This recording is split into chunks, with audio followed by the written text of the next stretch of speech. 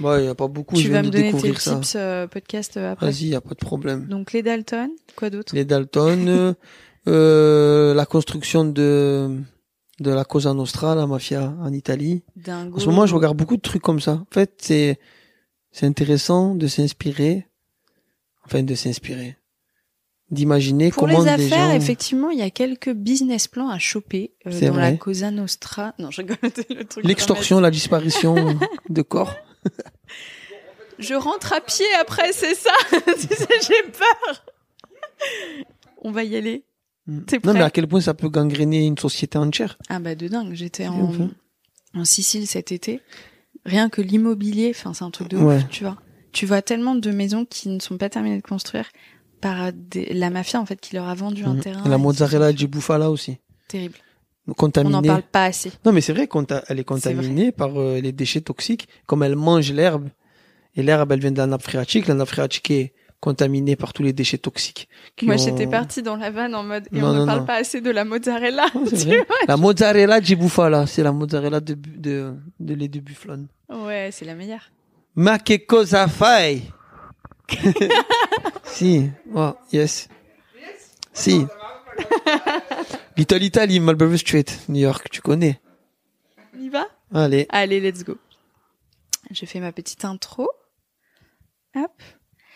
Bienvenue dans La Leçon, le podcast sur l'art d'échouer. Cette semaine, je suis ravie de recevoir le rappeur Sosomanes à l'occasion de la sortie de son album À l'aube, le 10 juin prochain.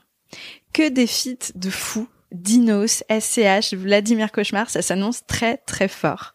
Et pour l'occasion, il a sorti un documentaire sur YouTube durant lequel il part en Amazonie et parle de son passé, de nombreux échecs notamment dont il s'est relevé. Donc ça tombe plutôt pas mal, on va dire, puisque c'est le thème de prédilection de la leçon. Hello Soso, ça va? Ça va impeccable. Trop cool. Ensemble, on va pas parler podcast True Crime, ni mozzarella di bufala.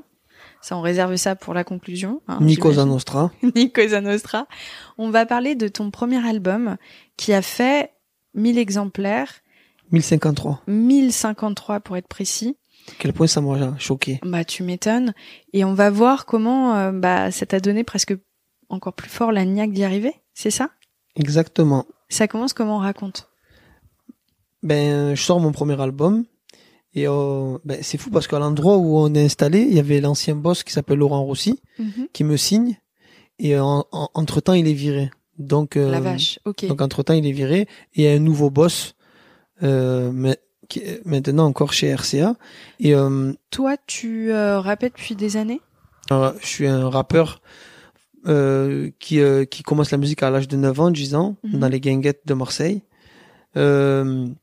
J'aime ça, j'aime représenter mon quartier, j'aime me produire devant un peu tout le monde dans tous les quartiers de Marseille, et c'est ce qu'on fait. J'ai un groupe, mais rapidement je deviens un peu la coqueluche de la Mafia Quinfree, qui est un très gros collectif du rap français. Et je pose dans un album qui s'appelle Les Points sur les i de Intouchable. T'as quel âge à ce moment-là? 11 ans. Oh, c'est ouf. Ouais, 11 ans. Je suis un vrai passionné, j'aime ça. Et ensuite, je rentre dans l'adolescence, et à l'adolescence, je décide d'arrêter la musique pour vivre ma vie d'adolescent, quoi. Avoir C'est ça. plusieurs expériences, le sport, le foot, la boxe. Et ensuite, de l'adolescence vient les conneries. Et puis j'imagine qu'à l'époque, on te dit évidemment que c'est pas un métier. Exactement. Ouais. C'est ça. Vendre la drogue, c'est mieux. Alors que pas du tout. Donc, je fais beaucoup d'années dans les bêtises, tu vois. Je reprends la musique en 2014-2013. Ok. Je suis dans le premier album de Jul, dans ma paranoïa, ce qui est incroyable. Mais j'ai toujours été bercé par les étoiles du hip-hop. J'arrête avec la Mafia Quinfree et je reprends avec Jul en 2013, alors que Jul, il est inconnu. Et après-demain, on va faire le Vélodrome ensemble. Ouais, c'est fou. C'est fou. Ça fait du bien d'entendre ça et aussi de se rappeler, tu vois, de là d'où on vient et juste pour apprécier ce qu'on a aujourd'hui. Je pense que c'est hyper important et on prend pas forcément tout le temps, tu vois, de se dire waouh, le chemin quoi. Mais est-ce qu'on a le temps de prendre le temps de réaliser? Alors ça, ce sera un deuxième podcast plus philosophique. Beaucoup plus philosophique. Et donc tu fais cet album là, mais j'imagine que tu sais pas encore vraiment si tu vas pouvoir en vivre parce que t'en vis pas du tout. Non, juste pour revenir je reprends la musique en 2014. Bon, je fais de la musique, mais je suis pas encore sérieux. Après, je rentre en prison en 2016 et je ressors en 2017. Et là, je décide d'arrêter les conneries et de faire de vivre seulement de musique. De là vient une signature chez Sony là où on est là aujourd'hui. Et comme je t'ai expliqué, il y avait un boss qui me signe. Et entre-temps, il est viré. Et on reprend avec un autre boss qui est un ami à moi maintenant. Dédicace à lui. Mais à cette période-là, on décide de faire sortir tous les artistes. Genre, on va sortir leur album, tous les artistes qu'il y a chez RCA, et on verra qui fait quoi. Et puis on verra qui explose en gros, quoi. Exactement. C'était le tiercé, quoi. Et qu'est-ce qui se passe quand tu signes? Est-ce que, je sais pas, tu te rappelles un peu de ce que tu ressens à l'époque? Je m'en souviens comme si c'était hier. Je signe mon premier contrat dans cette pièce-là, qui était le bureau de Laurent Roussy. J'avais beaucoup de stress, mais je voyais déjà que je ne portais pas assez d'intérêt. Ah ouais. Tu vois? Il y a un truc que j'ai appris dans la rue, c'est le regard. Et l'œil ne ment jamais. Donc, je me souviens des gens qui parlaient de leurs vacances à Courchevel et qui ne portaient aucune attention à ma personne. C'est plus le cas maintenant. Regarde où je suis. Mais c'est ces gens-là qui m'ont motivé finalement. Vous allez voir. Besoin d'une revanche saine. Exactement. Ouais. Une revanche saine en leur prouvant que, écoute, t'as pas cru en moi, mais moi je vais te prouver que oui. Mais attends, c'est pas fini parce que on sort des tracks, ça se passe pas super bien, mais on décide de sortir l'album. T'en penses quoi de cet album? Rescapé? Je suis fier parce que c'est un album qui s'appelle Rescapé, quoi. Déjà le mot est fort. Et je commence ma campagne de médias et les gens commencent à me découvrir plus par ma personnalité que par ma musique. Donc j'avais tellement de choses à raconter que les gens se sont attachés à ma personne et sont allés écouter l'album. On sort l'album, on fait 1053 ventes. Et donc le 1053 ventes. Mais moi, quand je vois les 1053 ventes, c'est un échec, mais je me dis c'est 1053 personnes. J'ai qu'à multiplier par 50 et c'est disque d'or. Alors j'ai travaillé x 10. Tu sais, quand t'es en maison de disque, pour faire des clips, faut toujours demander des budgets, des ci, des ça. Mais moi, quand j'ai fait 1053 ventes et que je demandais des budgets pour sortir des clips et ça me mettait du temps, j'allais comme si j'étais en indépendant. Je prenais un clipper pas connu, j'allais dans un quartier, je clippais, clac, clac. J'ai fait un autre clip à moi avec une GoPro, un clip qui a coûté 70 €, et qui a fait 25 millions de vues. C'est dingue. Et qui est bientôt single d'or. J'ai eu cette débrouillardise d'indépendant alors que j'étais en maison de disque. Tu vois ce que je veux te dire? Ça t'a poussé un peu ce truc-là, ok, merde, ça s'est pas passé comme je pensais, ces premières ventes. Et encore, je te dis ça, moi, j'ai pas vendu 1000 albums, tu vois ce que je veux dire? Toute propension gardée. Mais quand même, ce truc-là, j'imagine que t'as dû te dire, pas de souci, je vais le faire moi-même. Et j'imagine que les clips, ils sont presque encore plus créatifs. Parce que t'étais tout seul aussi à la direction artistique. Exactement, non, les idées, je suis quand même quelqu'un qui essaie d'avoir toujours des idées innovantes. Et c'est quand on est en galère et en revenant de la jungle, je peux te le dire, qu'on devient de suite beaucoup plus créatif. Et ce qui était fou, c'est qu'un artiste signé en artiste dans une maison de disques, je crois que je suis le seul à avoir fait des clips tout seul, quoi. Tout seul, mais je me suis dit, c'est maintenant, faut battre le fer quand il est chaud. Ouais. De là, j'ai enchaîné avec une épisode de ma série, et l'épisode de la série que je développe jusqu'à maintenant, c'était à l'époque, j'avais besoin d'un T-Max, j'appelais un collègue, j'avais besoin d'un garage, j'appelais un collègue, je me débrouillais, mais je savais et je sentais que c'était maintenant. Que même si on pensait que c'était un échec, parce que c'est drôle maintenant, il y a des gens que j'appelais, qui me décrochaient pas, et maintenant, à la première sonnerie, allô, Soso, tu as besoin de quoi? Tu vois? Mais c'est pas bon parce que, en vrai, c'est quand un artiste, il est en train de douter qu'on se doit d'être là. C'est pas quand il est au sommet, c'est trop facile quand il est au sommet. Bien sûr. Tu vois? Essayer de le relever. T'as rencontré des gens sur ton chemin, justement, qui t'ont fait croire en toi au moment où tu te disais, là c'est dur en fait, je doute, j'espère que je vais y arriver, mais j'ai besoin, tu vois, d'une épaule ou d'un mentor ou. Je pense que j'avais un ancien producteur qui faisait mes instrus, qui s'appelle l'adjoint, qui a beaucoup cru en moi, avec qui je travaillais. Malheureusement, nos routes se sont séparées, mais c'est vraiment quelqu'un qui a énormément cru en moi. Ouais. Mon attaché de presse, Neta, Qui est devant nous. Bonjour Neta. qui est devant nous. Le nouveau boss, Manu Perrault, il a beaucoup cru en moi aussi. Thomas, pas mal, hein, mon directeur artistique. On est très peu finalement autour de ma personne, tu sais. Ouais, mais parfois il suffit d'une personne. Exactement. Après, ma femme, ma femme et mes enfants resteront ma source de motivation. Je peux déplacer des montagnes. Et comment tu fais à ce moment-là, au début où justement tu es en galère, pour continuer à te dire ok, en fait je me bouge le cul, je vais y croire. Tu vois ce que je veux dire? C'est dur, hein. Flamme, mais c'est hyper dur parce que en plus c'est forcément des montagnes russes, quoi. Il y a des moments où t'es remonté et puis d'autres où tu vois. Et c'est surtout que je sors mon album à 32 ans, mon premier album. Ça veut dire que je fais 1053 ventes à 32 ans. Tu sais, à 32 ans, c'est plus le moment où tu te dis, je vais essayer de trouver une stabilité dans ma vie. Je venais d'être papa d'une fille. Je vais pas te faire le truc américain, mais il est arrivé des fins de mois où c'était vraiment, vraiment compliqué. Parce que quand je signe, là, je signe pour des clopinettes. Bah oui. C'est le premier album. Et c'est le premier album. Tu viens de le dire, il signe beaucoup de monde et puis il tente de voir qui marche, qui voilà. marche pas, quoi. Donc maintenant, c'est plus le cas. Et comment tu fais dans ces moments-là pour te donner la force de relancer un peu la machine? Je crois, j'y crois. Je suis passionné de hip-hop. Je suis passionné. Quand t'es passionné, tu deviens malade. Et je suis quelqu'un qui bosse constamment.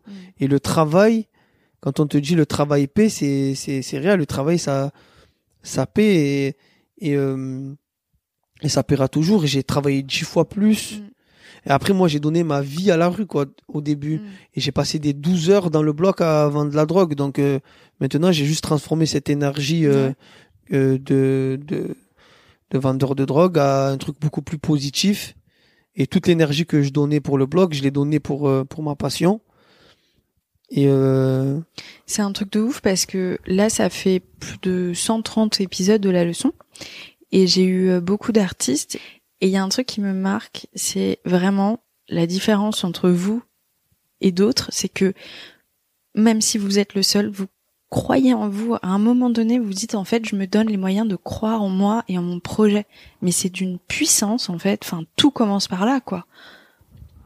Tout commence par la confiance en soi. Je pense, hein. Après, il faut pas prendre pas la confiance. Grosse tête non plus. Voilà. Mais ouais. Non, moi, j'arrive pas à prendre la grosse tête. Franchement, j'aimerais des voix. Parce que je vois plein de collègues rappeurs qui l'ont. Je trouve que c'est stylé. Oh non, c'est tu vois. Moi, j'arrive pas. Et je prends le métro encore. Bon, je prends un masque, des lunettes et un chapeau parce que sinon c'est compliqué. Mais je kiffe prendre le métro. Franchement, je te le dis d'un point de vue extérieur, il y a des moments où je trouve ça ridicule. Ouais, ceux qui vrai. ont trop le boulard. Alors que ceux qui l'ont pas, t'es là, putain, il était tellement sympa et tu te rappelles d'eux. Mais je pense que c'est propre à notre ville. À Marseille, on est des stars en étant dans l'anti-starification. Ah ouais? Zizou, Soprano, Jul. C'est vrai qu'ils sont hyper sympas, c'est clair. Exactement. Et à Marseille, on ne traîne pas avec des personnes selon leur classe sociale. Un millionnaire peut rester avec l'un qui a le RSA. Ouais. Et c'est le gars qui a le RSA qui va lui payer le café. Trop stylé, ça. Je trouve ça trop bien. Alors qu'ici, t'as l'impression qu'ils restent selon des classes sociales ou on se sent marseillais avant tout. Et on a cette fierté d'être marseillais. Trop stylé, trop cool. J'aurais bien aimé être marseillaise. Moi, je suis dommage. Nantaise. Nantaise? Mais c'est trop bien, Nantes. J'ai fait une boîte de nuit là-bas, ils sont fous. Ils ont fait bordel, je sais plus comment elle s'appelait. C'est pas le... Mais c'était blindé. Ah non, peut-être c'était un petit village à côté de Nantes. Ouais, tu vois, voilà. C'est ça? Bah, Nantes, c'est sympa, mais bon, moi, j'ai le sang chaud, j'ai les origines corse et tout. J'aime mais non. Le gros soleil. De où en Corse? Au Metz. Et figatelle, tu manges? Ah bah évidemment. C'est bon. Je me faisais des omelettes. Figatelle, je te jure, en plus. Ouais. Tu le fais frire, Ouais. tu le fais rôtir. Bon, bref, on en parlera. Moi, j'ai après. fait beaucoup de dates en Corse l'été dernier. Oh, la chance. Ouais, j'ai fait Propriane. Oh, bah, ça, j'adore. Mm. Bah, y a... Ben là, dans un de mes derniers sons, je dis, moi, je rappe pour tout le monde. Couscous m'a fait figatelle. J'adore, Et c'est ouais. trop cool. Quand tu dis aujourd'hui que, bah voilà, ça t'as gardé les pieds sur terre, mais maintenant, ça y est, ça l'a fait. Il y a cette grande fierté, en fait, d'avoir galéré qui fait qu'aujourd'hui, tu kiffes d'autant plus ton succès. Tu sais, j'ai tellement d'objectifs que j'ai même pas le temps de kiffer mon succès, tu vois. Je suis déjà en train de préparer la suite et la suite de la suite, tu vois. Je veux tellement être dans le coup. Après, j'aime ça. J'aime cette manière d'essayer d'analyser, de comprendre et de proposer. Ok. Tu vois, c'est quelque chose au fond de moi que j'ai appris dans la rue. Et j'ai regardé un reportage d'un mec, d'un PDG qui disait qu'un dealer de rue, c'était un businessman qui connaît mieux, non, qui connaît mieux le marketing qu'un gars qui a fait 10 ans d'études supérieures de marketing. Mais moi, c'est ce que j'ai fait pendant 15 ans. Donc, je suis à 50 ans d'études supérieures de marketing. Ah putain, c'est impressionnant. Les mecs qui ont fait l'ENA, là, ils sont en train de... Transpire. Ils transpirent. On va les recruter en bas des blocs, les... Pour faire la marque de t-shirt. Couscous m'a fait figatelle. M'a fait figatelle. Qu'est-ce que ça t'évoque, toi, le fait de rebondir après un échec? Ben, je pense que ça en dit long sur la personnalité de la personne. Soit tu décides de lever la tête et bomber le torse, affronter et aller de l'avant. Et aller de l'avant. Et après, il y en a, c'est psychologiquement, ça dépend des personnes. Il y a des gens qui sont très touchés psychologiquement par l'échec et ont du mal à revenir. Et t'as des footballeurs professionnels qui ont raté un penalty en finale, qui ne sont plus jamais revenus. T'en as d'autres qui se disent, OK, ça fait partie de ma carrière et il faut se battre. Je pense que l'échec fait partie du parcours, du parcours de tout le monde. Sinon, ça marcherait pas. Mais finalement, je vais pas te faire la fameuse phrase Facebook. On n'échoue jamais. Quand on perd, on apprend. Avec une écriture comique Son MS. Ouais, c'est de Nelson Mandela à la base, donc c'était pas mal, tu vois. Et puis après, ça a tiré sur Facebook. Je savais pas. Ah, maintenant, t'as des genres de trucs sur Instagram où je me retrouve souvent à l'intérieur où il y a les phrases d'espoir, tu sais. Deviensmillionnaire.com. C'est des coachs et tout, c'est voilà. Ça. Ouais, de ouf. Le mec, il actualise son RSA, mais il a un Instagram de millionnaire. Qu'est-ce que je veux dire Est-ce que tu pourrais me parler justement de ton post Insta? Enfin, une semaine après la sortie de mon dernier album qui s'appelait Avec le temps, Avec le temps, j'ai mis mes 3 albums, donc Rescapé, 1053 ventes, Mistral, plus de 8000, puis Avec le temps, 17 000, et je voulais montrer que avec le temps, finalement, quand on en a envie, quand on est déterminé et qu'on y croit plus que tout le monde. Hein, c'est ça. C'est les ventes de la première semaine. Oui, ça c'était les ventes de la première semaine. Préciser. Parce que Rescapé, finalement, l'album qui a 1053 ventes, il est bientôt disque d'or. C'est incroyable. C'est ouf. Et je l'aime beaucoup cet album.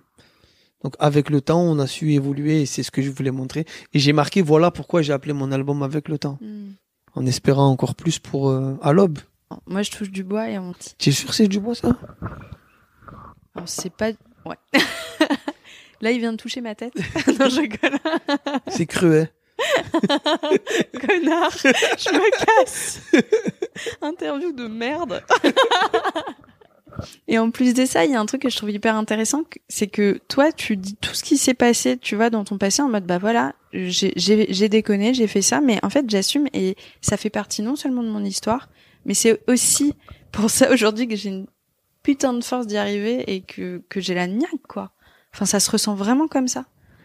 Mais je suis obligé d'avoir la niaque parce que déjà mes parents, ils ont quitté l'Afrique, le Maghreb, et ils ont tout quitté, quoi. Leur famille, leurs frères, leur père, leurs sœurs, pour arriver dans un endroit où c'était pas chez eux, quoi. Et c'était compliqué, ils parlaient pas la langue, et puis on nous a parqués dans des quartiers où 6 frères, 6 sœurs.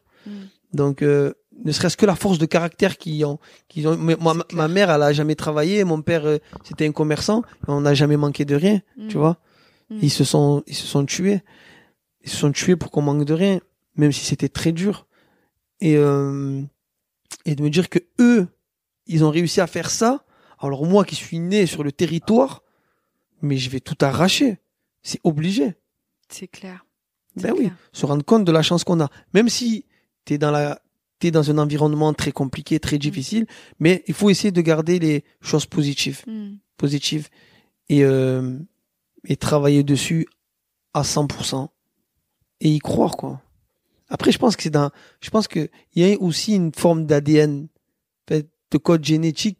Tu penses que t'as des personnes qui sont faites pour ça. Ouais, bien sûr. Bah, on le ressent aussi. Je pense que quand on a trouvé sa voie, je trouve que quand on est bien là où on est, c'est comme si on avait enfin les 2 pieds bien ancrés. Mais attention. Sa profession. Attention, ça ne veut pas dire que maintenant que je fais beaucoup de ventes et que ça marche très bien pour moi, que je vais mieux qu'avant. Tu vois? Bon, là, on peut en parler encore 6 heures, mais la réussite n'est pas forcément gage de tranquillité d'esprit. Ouais, c'est clair. C'est clair. Il y a d'autres problèmes. Et alors, de ton dernier album, tu as sorti un documentaire aussi sur YouTube. T'es allé carrément dans la forêt amazonienne pour essayer de répondre à des questions aussi et te retrouver et revenir un peu sur ton passé. Tu peux m'en parler ? C'est exactement ça.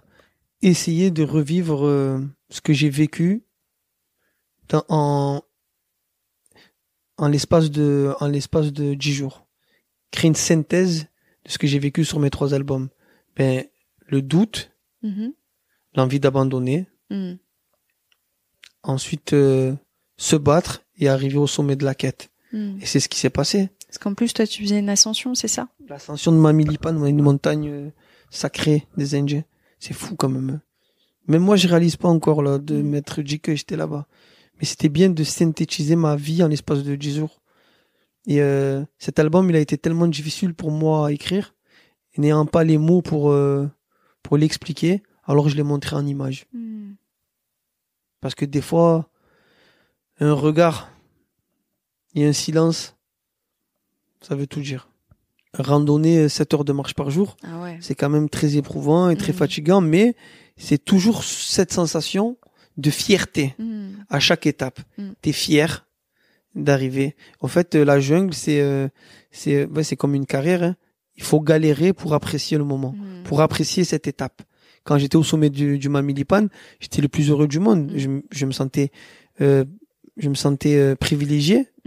C'est une montagne où les anciens chefs amérindiens se donnaient rendez-vous à l'époque pour pouvoir discuter, faire la trêve de la paix, de la guerre, tout ça. Ah ouais, il y a une sacrée histoire. Ah ouais, non, c'était vraiment beau. Et tu l'as choisi pour cette raison-là?